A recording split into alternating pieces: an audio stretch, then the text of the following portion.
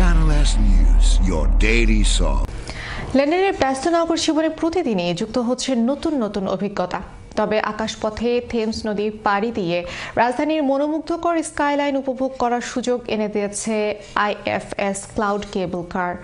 পরিবহন ব্যবস্থার পাশাপাশি এটি এখন লন্ডনের অন্যতম জনপ্রিয় পর্যটন আকর্ষণে পরিণত হয়েছে।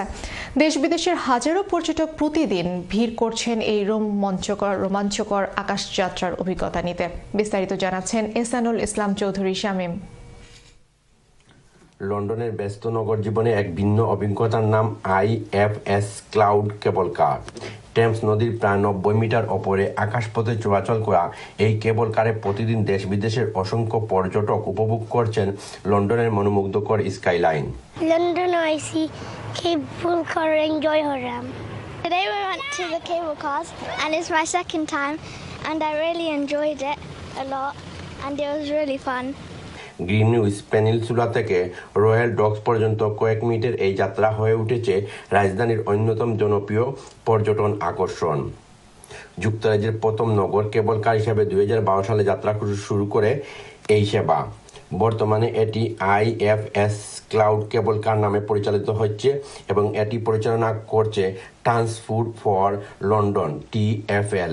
প্রায় 1.1 কিলোমিটার দীর্ঘ এই কেবল কার যাত্রায় একদিকে দেখা যায় দ্য O2 এরেনা, অন্যদিকে Royal Docks, Excel London, Canary Wharf এবং লন্ডনের মনোমুগ্ধকর স্কাইলাইন। প্রতিটি কেবিনে সর্বোচ্চ 10 জন যাত্রী ভ্রমণ করতে পারেন।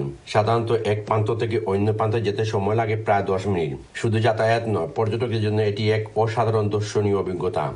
বিশেষ করে সূর্যাস্তের সময় কেবল কার থেকে লন্ডনের দৃশ্য উপভোগ করতে প্রতিদিন ভিড় করছেন অসংখ্য দর্শনার্থী। লন্ডনের টেমস নদীর ওপর প্রায় 90 মিনিটের উচ্চতায় চলাচল করা এই কেবল কার শুধু একটি পরিবহন ব্যবস্থা নয়, বরং এটি এখন রাজধানীর অন্যতম জনপ্রিয় পর্যটন আকর্ষণ। কয়েক মিনিটের এই আকাশযাত্রায় লন্ডনের অপরূপ সৌন্দর্য উপভোগ করছেন হাজার হাজার দেশি বিদেশি পর্যটক।